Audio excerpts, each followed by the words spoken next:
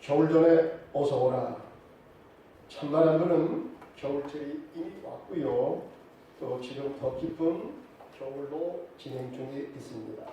따라서 지상의 모든 존재들은 추운 겨울을 잘 지내기 위해서 월동 대책을 잘 세워가는 것을 볼 수가 있습니다. 다람쥐나 개미 등은 배짱이가 열심히 노래 부르고 있는 동안에도 그들은 겨울을 나기 위한 먹이 준비에 여념이 없었던 것입니다. 뱀이나 개구리는 봄부터 열심히 먹을 것을 지방으로 자기 몸에 쌓아두어서 땅 깊은 곳으로 겨울잠을 청하러 들어갔습니다. 또한 정원에 있는 예쁜 꽃나무들도 얼어 죽지 않도록 잘 감싸 주어야 합니다. 이런 준비를 잘 해놓아야 겨울을 아무 탈 없이 잘 지낼 수가 있기 때문입니다. 사도 바울은 디모데 후서를 끝으로 이제 그의 지상 사역을 끝나게 되는데 그에 맞춰서 오늘 이 편지를 기록하는 것도 그가 로마의 옥중에서 잠시 동안 집행유예로 풀려났을 때에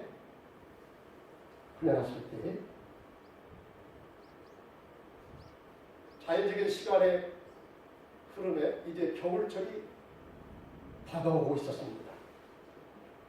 그러면서 그런 이 편지를 마지막으로 자기 사역과 자기 인생을 이제 접게 되는 이런 그 역사적인 시간이 점점 자기에게 가까이 다가오고 있음을 그가 직감하면서 지금 이 편지를 그가 쓰고 있었습니다. 사도 바울은 지금 노아 옥중에서 이제 풀려나서 믿음의 아들이요 믿음의 이제 동역자인 디모데를 향해서 너는 겨울 전에 어서 오라 이렇게 편지를 띄우고 있는 것입니다. 여기 겨울 전에 어서 오라는 이 말씀은 바울 자신이 당시 자신의 상황을 잘 설명해 주고 있는 그런 말이기도 한 것입니다. 저는 이 말씀을 중심으로 해서 겨울철이 주는 계절의 이미지를 다음 세 가지 면에서 살펴보면서 은혜를 나누기를 원합니다. 첫째는 사람은 누구든지 인생의 겨울이 찾아온다는 사실입니다. 겨울은 영하의 날씨 때문에 모든 것이 다 꽁꽁 얼어붙는 때이죠. 그래서 일도 제대로 할 수가 없다는 것입니다. 이때를 인생의 시기로 구분한다면 노인의 때라고 이렇게 우리가 말할 수가 있을 것입니다. 인생은 누구든지 만물이 약동하는 봄의 계절과도 같은 유소년의 시절을 거쳐서 피가 끓는 성장기 시기인 청년기에 이르게 되고요. 그 다음에 인생의 완숙기인 장년기를 통과한 다음에 그 후에 인생의 황혼기인 노년기를 맞이하게 되는 것입니다. 노인 때가 되면요 힘이 없어져요. 기억력도 점점 희미해집니다. 자꾸 자꾸 아픈 데가 생겨납니다. 이제 어디로 가서 앉았다가 일어날 때 아이고 이런 소리 하는 사람은 벌써 50대가 넘었다. 근데 60대, 70대로 갈수록 아이고 소리가 하나씩 더 늘어갑니다. 그래서 아이고 하는 사람은 벌써 70대가 80대가 되었고 갈 때가 가까이 왔구나 이렇게 생각하면 됩니다. 그리고 어떤 사람은 핸드폰을 손에다가 쥐고서 아이고 내 핸드폰도 있는다 이 참이라고 기억력이 자꾸 자꾸 희미하게 되어지는 것입니다. 이것은 나이를 먹어간다. 그리고 서글프게도 또 우리 믿는 사람에게는 더 기쁜 일이 되겠지만은 내가 이제 하나님 나라에 갈 때가 점점 가까이 다가오고 있다. 이렇게 생각하시면 됩니다. 히브리서 9장 27절에도 보니까 사람이 한 번 죽는 것은 정한이지요 그 후에는 심판이 있으리라 이렇게 말씀합니다. 그런데 우리가 기억할 것은요 인생의 겨울은 꼭 나이 순서대로만 이만 것이 아니라는 겁니다. 어떤 때는 나이가 어린 사람에게도 갑자기 인생의 겨울이 찾아오게도 된다는 것입니다. 얼마 전에 서울 그 모텔에서 한 술 주정뱅이에 의해서 저질러진 방화로 인해서 안타깝게도 여러 사람들이 참변을 당하고 말았습니다. 이처럼 사람의 죽음은 언제 어떻게 임하는지 아무도 알 수가 없다는 것입니다. 태풍 시에도 땡가면 떨어지는 법입니다. 어떤 사람에게 복음을 전하면 이렇게 말해요. 이 다음에 우리 아들, 딸 다 결혼식 해놓고 그 다음에 이제 한가하면 교회에 가겠습니다. 이렇게 말하는 사람이 있어요. 교회 다니는 사람은 시간이 아주 여유가 있는 사람, 한양들만 교회 나가는 것을 이렇게 생각을 하고 있는 것 같아요. 사실 그것이 아닌데. 그런데요, 여러분 생각해 보십시오. 우리가 그 안에 앞으로 내가 30년은 더 살지 않겠는가 이렇게도 생각을 할 수가 있겠지만 여러분 어떻게 내 앞날을 다 내가 예단할 수가 있겠습니까? 그 안에 무슨 일이 일어나는지 누가 압니까? 이번 방화로 인해서 죽은 사람들에게 찾아가 당신 죽을 때를 알아차렸소? 만약에 이렇게 묻는다면 아마 그 사람이 굉장히 기분 나쁘게 받을 것 같아요. 그렇다면 내가 왜 죽었겠어? 아마 이렇게 퉁명스럽게 쏘아붙이지 않았겠습니까? 네, 그렇습니다. 사람은 언제 죽을지 아무도 모르는 거예요.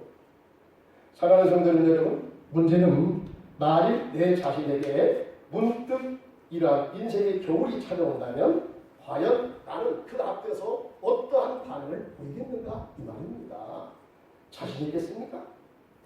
난 그 앞에서 자신 있게 그 죽음을 맞이할 수가 있겠습니까? 아니면 불안에 떨고 있지는 않겠습니까? 개미와 배짱이 우아해서 배짱이 신세가 되지 않기를 바랍니다. 실컷 놀고 준비 없이 지나다가 인생의 겨울철이 다가오자 당황하는 비참한 신세가 되지 않기를 주님의 이름으로 바랍니다. 그 다음에 두 번째 생각하는 것은 이번 기회를 놓치지 말고 속히 오라 하는 이런 뜻이 거기에 담겨져 있습니다.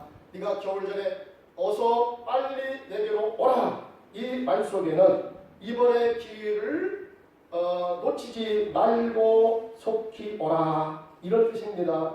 당시 로마로 가는 험난한 여행 코스가 이때 기다리고 있었습니다. 지중해는요 겨울철만 돌아오면 종종 큰 태풍이 닥치기 때문에 바다를 이용해서 로마로 가는 사람들은 겨울철을 피해서 가야 그 위험을 비로소 모면할 수가 있었던 것입니다.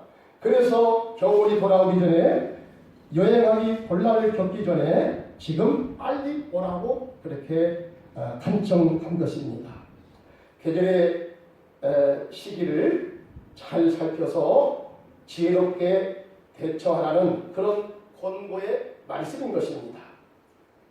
여러분 우리 인생에게도 여러 번 기회가 찾아올 수가 있습니다. 그때마다 그 기회를 잘 분별해서 적절하게 잘 대처하는 사람은 성공적인 인생을 살아가는 것이고 그렇지 않은 사람은 후이 막심한 인생을 면치 못하게 될 것입니다. 그래서 330장 그 찬송에도 보니까 이렇게 그 가사가 나옵니다. 어두운 밤 쉬기리니 내 집군 지켜서 참짓을 맺힐 때 일찍 일어나 해도 넌 아침부터 힘써 일하라 일할 수 없는 밤이 속히 오리라. 2절 보니까 어두운 밤 쉬기리니 내 집군 지켜서 일할 때 일하면서 놀지 말아라. 낮에는 수고하라. 쉴 때도 오겠네. 일할 수 없는 밤 오리라. 아멘.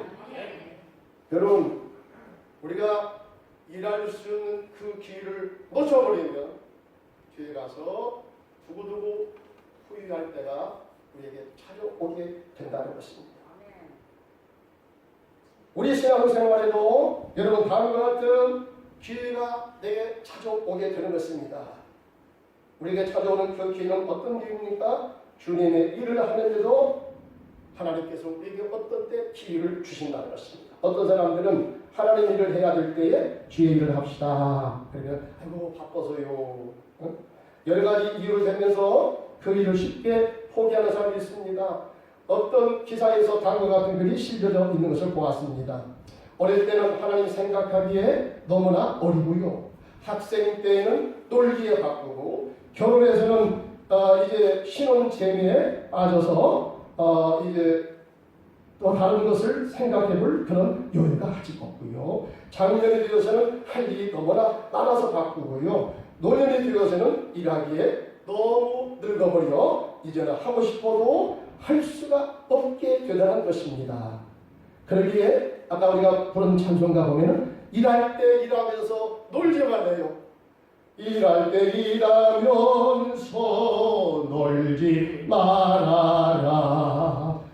일할 때 하나님께서 내게 일할 수 있는 기회를 주셨을 때 내가 아직도 시간적인 여유가 있고 내가 그래도 아직도 힘이 있어서 일할 수 있을 때에 주님께서 내게 그런 기회를 주셨을 때 그것을 여러 가지 이유를 들면서 회피하지 말아야 한다는 것입니다.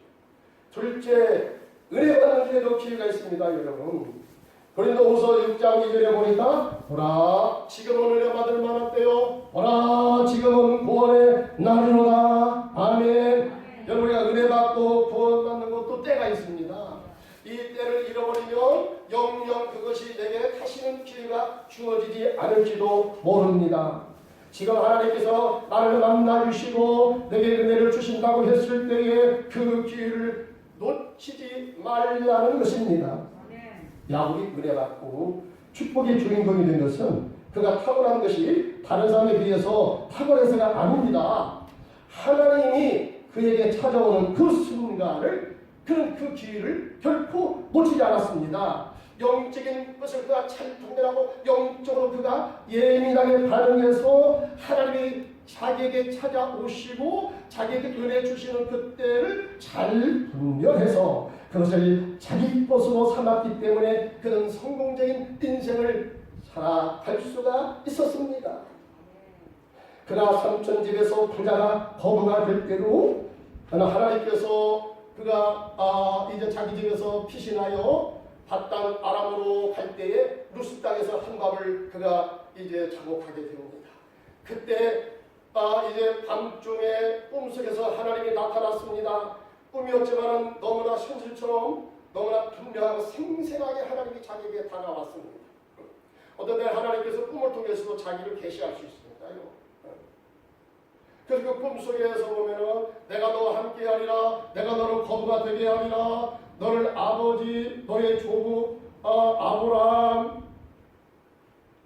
너의 아버지 이삭의 계대를 이어서 하나님 나라가 이루어지는 축복이 너를 통해서 이루어지게 하리라. 네가 어디 가든지 내가 너와 함께 할 것이며 네가 거부가 되어서 다시 이 땅으로 돌아오게 하리라. 이런 하나님의 약속을 받았습니다. 그가 이제 외삼촌의 집에 갑니다. 거기서 죽도록 일했는데 세경을 10번이나 임금을 속임을 받습니다. 너무나 억울합니다. 그때 야곱이 하나님 앞에 이런 불만을 토로합니다. 하나님, 그때 하나님이 저에게 나타나셔서 말씀으로 찾아오셨고 말씀으로 약속해 주셨지 않았습니까? 그 약속이 어디가 있습니까? 저는 하나님이 신실하신 분이심을 믿습니다. 주시옵소서. 약속대로 제게 주시옵소서. 간절히 기도했을 때 또다시 꿈속에 나타나서 네가 이렇게 하여라.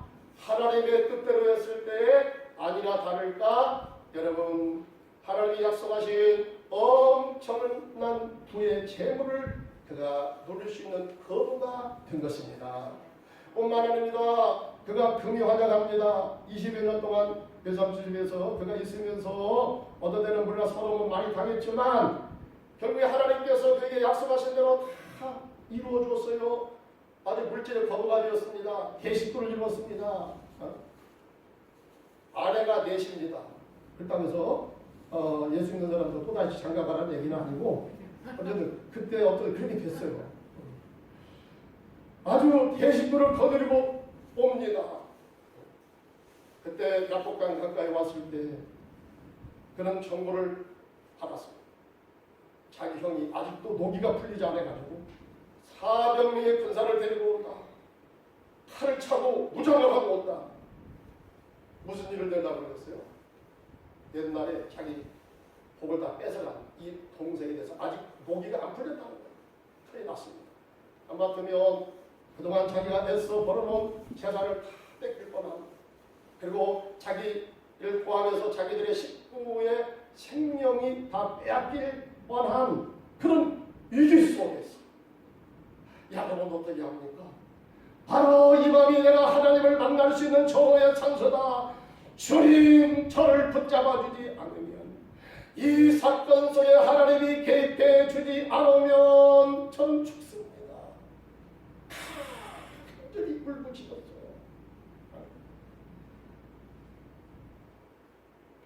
기도하는 속에 하나님이 천사를 보냈지만 천사를 붙잡고 야곱이 놓지 않습니다.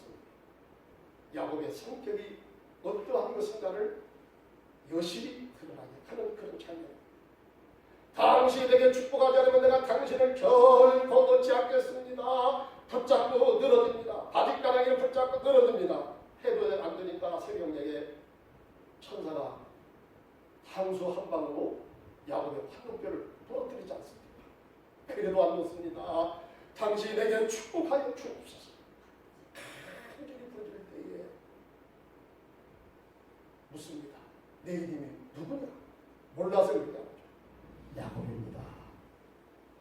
이제부터는 네 이름을 야곱이라 부르지 말고 이스라엘이라 부르라. 그때로부터 여러분 이스라엘이 야곱과 그 후손을 통해서 하나님의 사람 이스라엘 선민이 생겨나게 된 줄로 믿습니다. 하나님께서요 그의 형의 마음을 감동을 시켰어요. 그래서 그 형이 바라보는 순간에 노기가 다 사라지고 분풀이 하고 싶다는 이런 마음이 다 사라지고 순간에 동생을 불쌍한 마음이 들어서 형이 먼저 달려와서 동생을 껴안고 엉엉웁니다. 엉엉웁니다. 얼마나 고생이 많았는지. 하나님께서 극적으로 그 사건 속에 개입하소서. 형의 노기를 가라앉게 하시고 동생과 극적으로 사랑의 회고를 하게 하신 것입니다. 여러분 야곱은요 절대로 기회를 놓치는 법이 없어요. 아주 이면이 굉장히 강한 사람이에요. 성격도 그가 부족하고 그런 타고난 것이 여러 가지 부족한 사람이었는데 여러분 그러나 그가 하나님 앞에 잘 보여서 정말 축복의 사람, 하나님 나라의 계대를 잇는 후속사의 중심 인물로 세워주셨잖아요. 바로 이겁니다. 그 다음에 마지막에 그가 이제 127살 정도 되었을 때에 죽은 줄만 알았던 자기 아들 요셉이 애굽으로 팔려가서 거기에서 모진 고생 끝에 드디어 애굽의 국무총리가 되었다. 이 사실을 그가 전해냈습니다. 그리고 그 아들도 이제 자기 아버지와 형제들이 살아있다는 얘기를 듣고 이민 초청장을 받아지 않습니까? 이민 오십시오. 제가 여기에서 하나님의 은혜 가운데서 제가 세계 최강국 이집트에서 제가 국무총리가 되었습니다. 30세 나이에 그가 국무총리가 됐어요. 네, 그것을 내가 다 말할 수 없겠지만 여러분 하나님께서 그 사건 속에 개입하셔서 여러분 야곱을 하나님의 약속대로 그렇게 띄워주신 것입니다. 근데 여러분 야곱이 아들의 초청을 받고 굉장히 그가 망설입니다. 100세가 넘었잖아요. 언제 죽을지 모르잖아. 이제는 죽을 날만 기다리면서 자기가 죽으면 조상의 성령에 묻히는 것이 자기 마지막 소원인데 이제 내가 떠나가면 내가 언제 와? 이 일이 어떤 일이야 이게? 이집트로 가면은 국경을 넘어가면 내가 언제 어떻게 내가 될지도 모르는데 굉장히 그가 불안했거든. 그때 그 밤에 야곱이 또다시 하나님 앞에 기도합니다. 희생의 제물을 드리며 하나님의 야훼 하나님의 이름을 불렀다는 것입니다. 그 밤에 또 하나님이 나타났습니다. 야곱에게 말씀합니다. 야곱아, 네가 네 아들의 초청을 따라서 이집트로 내려가는 것을 두려워하지 마라. 내가 너와 함께 할 것이다. 내가 내 민족을 통하여 큰 민족이 되어가겠다. 이스라엘 민족으로 발전시키겠다. 두려워하지 말고 내려가거라. 그런 하나님의 말씀을 붙잡고 내려갑니다.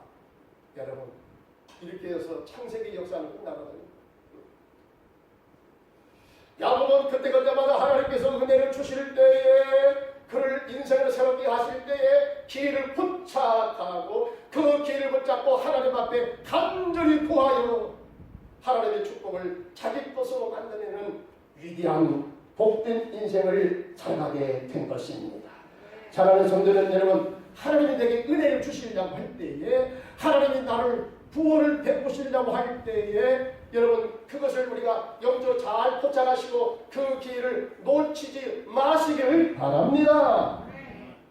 마지막으로 우리가 죽기 전에 사도 바울처럼 끝까지 사명 감당을 잘해야 한다는 교훈을 우리가 겨울 전에 오소속히 되기로 원하는 이 말씀 속에서 우리가 생각해 보게 되는 것입니다. 사도 바울은 그가 얼마 안 있으면 이 세상을 떠나 하나님 나라에 들어갈 것을 그는 알았습니다. 디모데후서 4장 7절에 보니까 내가 선한 싸움을 싸우고 달려갈 길을 마쳤으니 달려갈 길을 마치고 이제 믿음을 지켰으니 이제 다 때가 됐다는 거죠. 내 인생에 이제 겨울철이 이제 다가왔다. 내가 이 세상을 떠나 아버지께로 갈 때가 다가왔다. 이것을 그가 직감으로 느끼고 있었습니다. 바울은 그런 때도 자기 사랑하는 믿음의 아들, 믿음의 동역자인 디모데에게 이런 부탁을 편지를 씁니다. 내가 올 때에 마가를 데리고 와라. 11절, 13절 또 내가 올 때에 내가 들어와 가무의 집에 둔 겉옷을 가지고 오고 또 책을 특별히 가죽 종이에 쓴 것을 가져와라. 이렇게 당부를 한 것입니다. 여기 가죽 종이에 썼다는 것은요, 성경을 가르치고요. 그런 특별히 성경에 규정한 가치를 잘 알았습니다. 그래서 디모데후서 3장 16절에 보니까 성경은 너희로 하여금 능히 구원에 이르게 하는 지혜가 있게 하느니라. 이렇게 말씀합니다. 성경을 통해서만이 우리가 구원을 받고 성경을 통해서만이 우리가 진정으로 성령을 얻을 수 있다는 사실을 알았기 때문에 그는 성도의 삶이라는 것은 날마다 성경과 함께 성경을 통해서 우리가 주의 뜻을 분별하고 깨달으며 죽는 순간까지 이 말씀을 떠나서는 안 된다. 이 말씀과 함께 이 말씀 속에서 하나님께서 내게 말씀하시고 내게 권면하시고 나를 붙잡아 주시는 그 은혜를 붙잡고 끝까지 믿음으로 승리해야 된다 하는 것을 가르쳐 주시는 것입니다. 그렇기 때문에 바울이 자기의 마지막 순간이 지금 다가옴에도 불구하고 네가 성경책을 가죽에다가 쓴 성경책을 가져라. 이렇게 부탁을 했던 거예요. 이 귀중성을 끝까지 성경과 함께 같이 가야 된다는 것을 가르치는 겁니다. 바울 자신에게도 필요해서도 그랬겠지만은 오히려 바울은 양육자이기 때문에 가르치는 면이 지금 더 강합니다. 그리고 네가 올 때에 나를 데리고 와라. 그가 나의 일에 유익하니라. 이렇게 말씀합니다. 여러분 나가는 사도 바울의 제1차 선교 여행 때 이 바나바와 바울과 그 다음에 바나바의 생일 조카인 이 마가를 데리고 갔지요. 뭐 그 외에도 여러 사람이 있었겠지만 일단 성경에서 이 세 사람을 강조합니다. 그런데요, 이 나라가 터키로 와서 터키 몇천 미터 되는 그 높은 산을 넘어서 가려고 할 때 그는 거기서 아주 질려버렸어요. 내가 가다가 나는 죽을지도 모르겠다. 그리고 아직 그때는 이 마가가 믿음도 그렇게 좀 부족했던 것 같아요. 그래서 심란하고 그가 도중 하차고 말았다. 자기 고향으로 다시 돌아오고 말았다.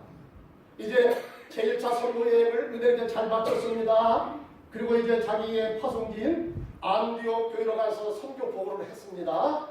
그리고 이제 얼마 있다가 바로 또다시 제2차 세계 선교 여행을 떠납니다. 이때 문제가 발생했어요. 어떤 문제냐? 1차 때 선교하다가 힘들다고 되돌아온 이 마가를 다시 데리고 가야 될 것이냐 말아야 될 것이냐. 바나바는 사도 바울의 통역자인 바나바는 데리고 가야 된다. 그래서 실수를 했지만 사람이 한 번 실수했지 계속해서 실수를 할 것이냐. 근데 과거에 실수했다 할지라도 그것을 거울 삼아서 더 잘할 수가 있지 않느냐. 그러니 이 마가를 다시 데리고 가야 된다는 거예요. 물론 자기 조카기 때문에 좀 그런 것도 있겠죠. 근데 바울은 어떻게 했습니까? 바울은 이른지 아예 싹 쫓아내버렸어요. 안 된다. 절대 안 된다. 이때 너무 심각하게 싸움했어요. 이 바울이 그렇게 해서는 안 되거든요. 인간적인 면에서. 왜 그러냐면 이 바나바가 사도 바울을 바울 되게 했던 그런 사역의 은인입니다. 사도 바울이 부활하신 예수님을 만나고 그가 종교를 바꾸고 이제 예수 그리스도에게 헌신한 사도가 되었는데 여러분 그걸 누가 믿어줘야지. 옛날에 사도 바울이 어떤 사람이야. 저기 예수 믿는 사람들 데려다가 다 잡아서 다 목에다 가두고 죽이고 하는 그런 일을 앞장섰던 사람 아니야. 악명 높은 사람 아니야. 그러니 저런 사람 어떻게 회개했다고 우리가 믿을 수가 있겠는가. 회개한 척 하면서 우리를 색출해가지고 또 우리를 넘길 수도 있지 않느냐. 그러니 굉장히 색안경을 쓰고 쳐다봤어요. 이게 바울은 정말 내가 회개하고 내가 주님을 만나고 부활하신 주님을 만나고 주님의 복음을 위해서 내가 살아가고 싶은데 누가 나를 믿어주지 않는 거야. 이럴 때에 여러분 성경에 보면 믿음이 착하고 선한 사람 바나바가 등장합니다. 바나바가 사울을 데리고 예루살렘에 가서 지라성 같았던 예수님의 제자들 사도들에게 교제의 악수를 하게 합니다. 서로 친교합니다. 제가 지내놓고 보니까 이 바울은 진짜 회개했어. 이 사람은 하나님께 쓰임 받을 만한 아주 최고교 최고. 그러니까 받아줍시다. 이 사람을 인정해 줍시다. 그러면서 교제의 약속을 나누게 한 사람이 누구냐? 바나바요. 그러니 사울에게 있어서 이 바나바를 여러분 그 은혜를 잊으면 되겠어요? 안 되겠어요? 안 되잖아. 그런데요. 글쎄 한 번 실수했다고 이 마가를 그럼에도 불구하고 바나바는 데리고 가야 된다는 것이고 사도 바울은 안 된다는 거예요. 그러니까 싹 잘라버렸습니다. 이 성경에 보면 여러분 바울은 이렇게 고백합니다. 처음에 내가 예수 믿고 복음을 변증할 때 있었던 나를 따라다니면서 같이 복음을 전했던 사람들이 다 나를 떠나버렸어요. 벌써 사도 바울의 성격을 알겠죠? 이 어떤 사람인가? 복음 면에서는 진실하고 훌륭한 사람이지만 아주 다른 사람 이게 실수가 엿보이고 일을 하는데 일처리 있어서 어떤 하자가 발생하면 단편을 해버립니다. 그렇기 때문에 초대교회를 물론 영적인 면도 있었겠지만 행정적인 면에서 아주 꼼꼼하게 분명한 일을 했기 때문에 그렇게 순식간에 전 세계로 하나님의 교회를 세우고 하나님의 교회의 기초석을 놓을 수가 있었지 않겠는가. 그런데 바울은 아주 굉장히 그가 여유로웠어. 다 떠났어 사람들. 물론 끝까지 바울을 지키고 바울을 협력한 사람도 많지만 한 사람이 바울을 떠나갔다는 거예요. 근데 마가도 바로 그런 유에 속했던 사람이 아니었다. 물론 실수를 했지만 그냥 사도 바울이 싹 쫓아나고 안 된다. 근데요, 이 말씀을 가지고 우리 생각해 보면 바울은 좀 성격이 그래도 온전하지 않는다. 아니 아무리 그래도 그렇지 사람이 한번 실수도 할 수 있잖아. 그러면 그 실수를 받아주면 그것을 이제 거울 삼아서 더 좋게 잘 될 수도 있는데 그걸 그냥 그렇게 이런저런에 그렇게 그냥 싹 자를 수가 있는가. 너무나 십자가의 사랑을 전하면서도 어쩌면 그렇게 행정적인 면에서는 저렇게 냉일 동물처럼 저렇게 사람이 찾아올 수가 있는가. 그래서 제가 물론 고개가 좀 깜짝 놀라요. 그런데요, 오늘 말씀해 보니까 바울의 진심을 알겠어요. 바울은 사람을, 여러분, 그 사람을 치유하고 회복시키고 사람을 세우고 하나님 나라를 세우는 그런 하나님의 종이 아니었습니까? 그런데 이제 사명을 받고 일하는 하나님의 종이 아니겠습니까? 그런데 여러분 이렇게 초창기에 있어서 이런 식으로 여러 가지 이유를 대면서 나 사역을 못하겠다고 중간에 그만둔 사람, 이런 사람들을 쉽게 받아주게 되면 어떻게 되겠냐? 저 사람 자신도 문제가 되고거니와 교회가 공고히 세워지는데 이건 문제가 발생한다. 사울의 생각은 아마 그랬던 것 같아요. 그래서 안 된다. 이건 공은 공이고 사는 사다. 그래서 잘못된 것은 그가 회개하고 돌아올 때까지 내가 과감하게 그를 떨어뜨려 놓겠다. 아주 단호한 그런 결심을 보인 것입니다. 그래서 여러분 이것이 사도 바울의 진심인 것이 오늘 인생의 말년에 있어서 거의 자기 사역을 마무리하고 자기 인생을 마무리하는 이 시점에 있어서 사도 바울이 디모데를 통해서 이렇게 간곡히 부탁합니다. 마가를 데리고 가라. 저가 내 사역에 유익하리라. 이걸 보니까 여러분 마가는요 그때 굉장히 서운했겠지만 바울에 대해서 어떤 면에서 굉장히 그가 원망스러웠겠지만 그때 자기 실수를 생각했던 것이고 내가 잘못했구나. 내가 큰 실수를犯했구나.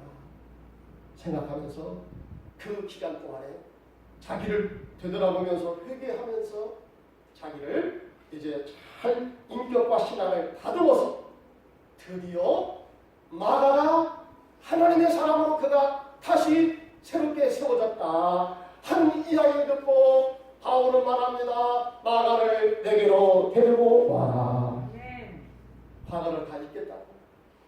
여러분 이것이 진정한 하나님 일을 하는 사역자의 모습이 아닐까요? 바울은 이와 같은 모습을 통해서 하나님의 일을 하는 사람들이 어떠한 우리가 태도를 가지고 어떠한 마음을 가지고 사람을 대해야 되며 그 사람을 어떻게 하나님의 사람으로 이끌어서 세워야 되는가 하는 사실을 오늘 마가를 내게 빨리 데리고 와라 하는 이 말씀을 통해서 우리가 생각해 볼 수가 있을 줄로 믿습니다. 마지막으로 12절을 보면 두기고는 에베소로 보내었다 이렇게 지시를 합니다. 그럼 이미 7절에서 세상 하직 인사했습니다. 내가 달려갈 길을 다 달렸고 내가 선한 싸움을 싸우고 내가 믿음의 길을 지켰다. 이제는 내가 여한이 없다. 나는 이제 하나님 나라에 할 일만 남아있다. 그러나 내가 이제 하나님 나라에 가는데 주께서 그 날에 내게 상 주실 것을 나는 믿음으로 지금 바라보고 있다. 나는 신이 나 있다. 신이 나 있다. 자기 인생을 다 알았어요. 이제 마지막에 줄 줄 알았어요. 여러분 그러면서도 끝까지 이 사역에서 그는 놓지 않습니다. 죽을 때까지 합니다. 어떤 사람은 이렇게 말할 수 있을지도 모르겠어요. 바울이 이 노역이 너무나 세다. 아니 그 정도가 됐으면 다 후임자들한테 물려주고 좀 그렇게 좀 편히 살다가 갈 것이지. 그 죽을 날에 뭐가 그렇게 할 일이 남아있다고 좀 탁상할 때 좀 맡겨서지 뭐가 끝까지 이렇게 그냥 너는 이리 가고 너는 저리 가고 너 그렇게 하면 안 된다고 또 어떤 사람은 이제는 다시 그를 내게로 데려오라고 여러분 끝까지 주의를 하고 있다는 거예요.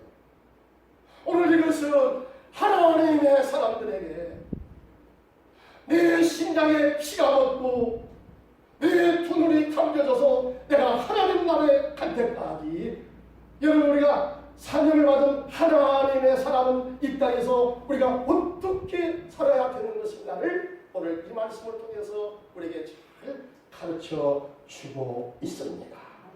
사랑하는 성도님 여러분, 우리들 또한 우리 자신에게 다가오는 인생의 겨울철에 내가 어떤 말과 어떤 모습을 남기고 떠나야 하게 됩니다. 기도드리겠습니다. 하나님 아버지, 사도 바울은 다메섹 도상에서 그가 부활하신 예수를 만나고 그 전까지만 해도 예수를 핍박했고 예수 믿는 사람을 그렇게 미워했던 사도 바울, 부활하신 예수를 만난 다음에 그는 극적으로 변화가 됩니다. 그의 인생관이 바뀌어집니다. 신앙관도 바뀌어집니다. 세계관도 바뀌어집니다. 그 이후부터 그는 죽을 때까지 한 길로 갔습니다. 주님께로부터 받은 사명의 길을 결코 유배하지 않았습니다. 끝까지 달려갈 길을 갔습니다. 힘들고 어려워도 갔습니다. 이것은 생명의 길이고 천국 가는 길이기 때문에 결코 그 어떤 것으로도 방해를 받을 수가 없다고 그는 생각했습니다. 하나님, 오늘 말씀을 통해서 너는 겨울철이 다가오기 전에 속히 내게로 와라. 네가 내게로 올 때 가죽종에다가 쓴 성경책을 내게로 가져올 것이고 마가를 속히 내게로 데려와라. 그리고 그런 속에서도 그는 두기고를 에베소로 보내고 하나님의 일을 끝까지 했던 사실을 바라보게 됩니다. 주님, 우리도 이 땅에서 우리 주님으로부터 사명을 받았습니다. 복음전도의 사명을 받았습니다. 하나님 나라 번성의 사명을 받았습니다. 생명의 복음을 전하며 많은 사람을 주께로 인도하며 그를 치유하며 그를 회복시키며 그를 예수의 사람으로 만들어 가라고 하는 이런 사명을 우리도 받았습니다. 우리도 사도 바울처럼 끝까지 하나님 앞에 최선을 다하게 하여 주옵소서. 내 인생의 겨울이 오기 전에 하나님 아버지, 내가 어떠한 삶을 살다가 주님 앞에 서야 될 것인가를 오늘 12월 첫 주를 맞이하면서 이 말씀을 생각하며 나도 사도 바울처럼 인생의 겨울이 오기 전에 끝까지 내가 주님을 잘 섬기시면서 하나님 나라 갈 그런 준비를 잘하게 하여 주시옵소서. 우리 주 예수님의 이름으로 기도드렸나이다. 아멘.